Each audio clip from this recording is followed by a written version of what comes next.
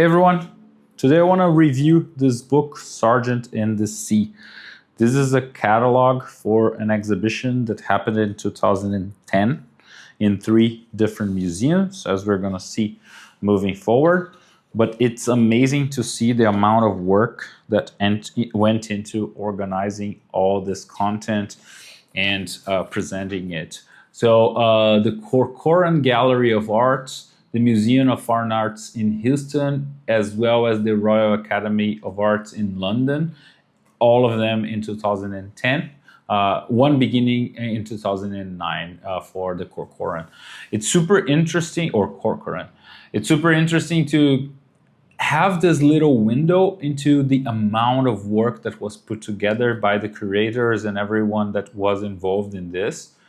This exhibition will probably never see the light of day again, but it is eternalized and available for us through the catalog. So that's why I love catalogs and highly recommend buying them. They can become out of print, so very expensive depending on which is. If it's more of a famous one, I bought this one I think in 2022.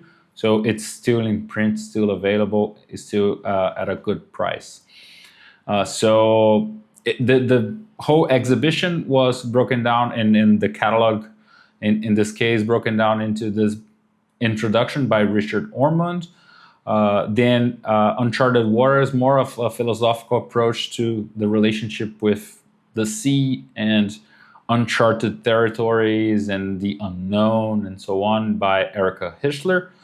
Both of them are very famous Sargent curators. I think Erica Hischler is from the Museum of Fine Arts in Boston, and Richard Ormond is the grandson of Sargent's sister, I think Emily, and is one of the biggest names on Sargent. He organized the whole catalog, raisonné, and everything.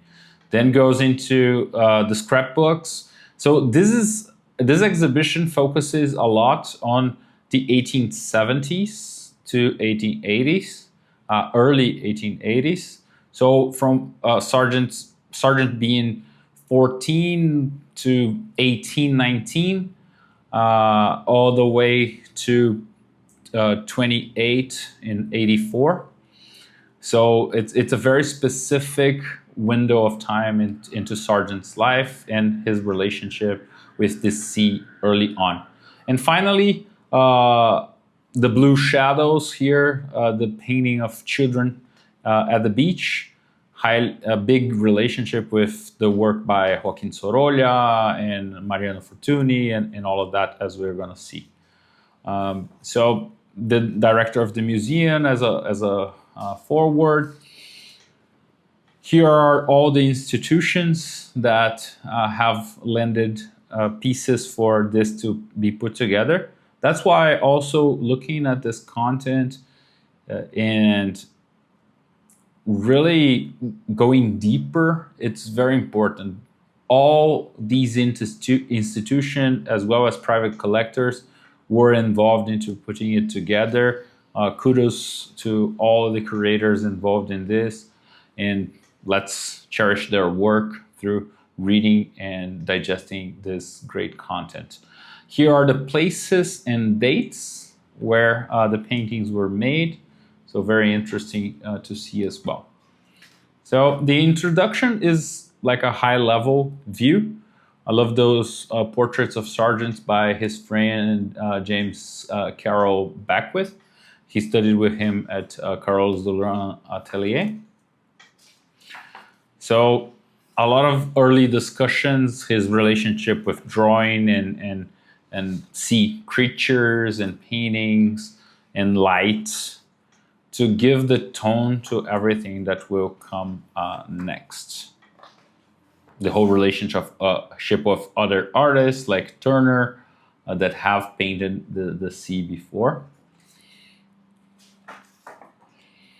And learning a lot from that. These are the paintings that we're going to see later on, the blue shadows and the oysters in Cancale, that we're going to dive deeper, all the studies around it and so on.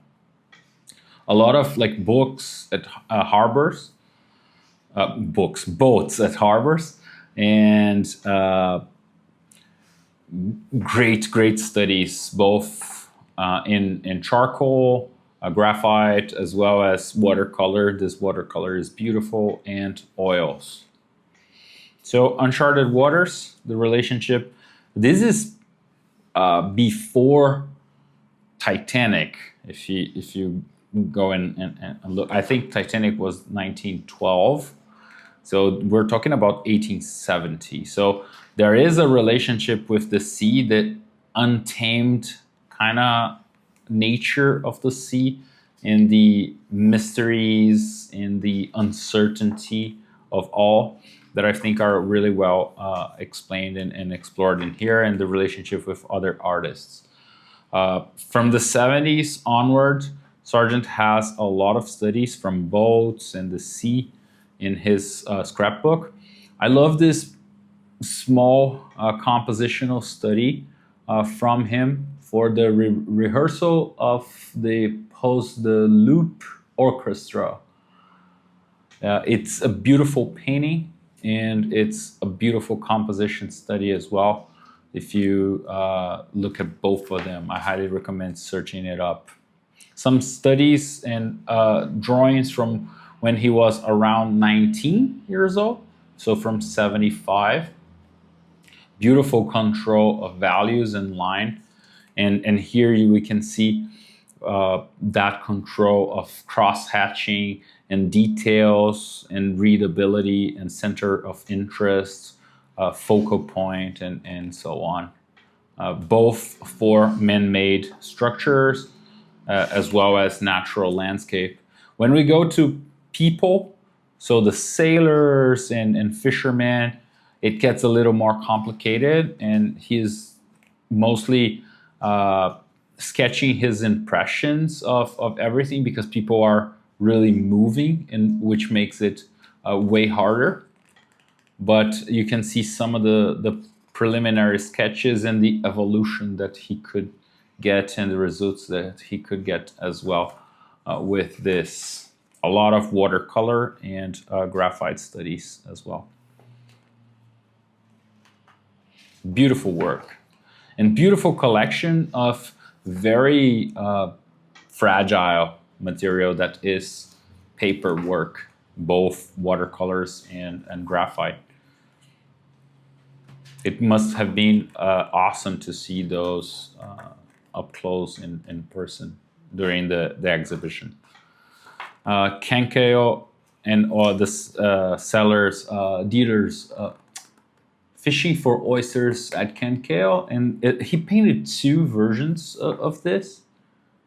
So I think these are the two different like colors, but similar sizes, and a lot of studies for it as well.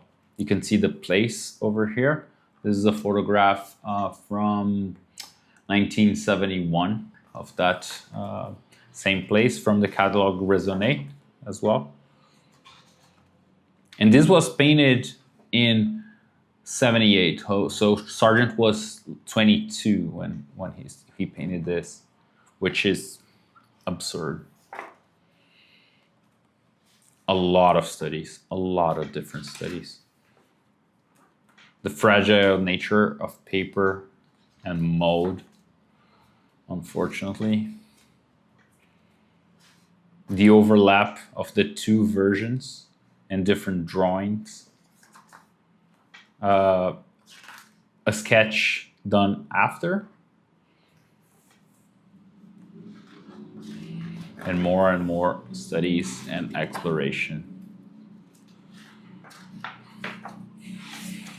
And last but not least, the relationship with light and the blue shadows. So the secondary light of the sky filling up those shadows at the beach. You can see the very bright, like the very strong blue shadows. I love the blue of this fabric in here. As a small, it's more of a purplish blue that is really interesting in the overall composition. So a lot of exploration. This reminds me a lot of Joaquin Sorolla. Beautiful, beautiful work. This is the first time I've seen this. Uh, Two boys on a beach with boats. This is oil on panel. Beautiful work. Very suggestive in gesture. A lot of different explorations.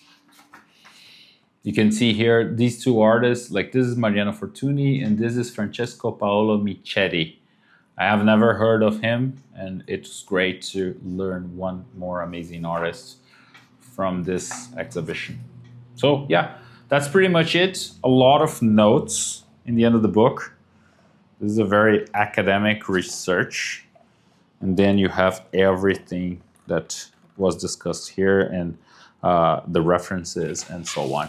So I hope this got you really inspired to learn more about Sargent and his relationship with the sea, and even more to buy catalogs from exhibitions, old and new exhibitions.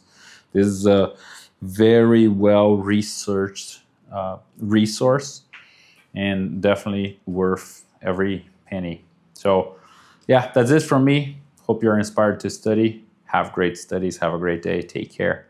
And I'll see you on other videos. Bye.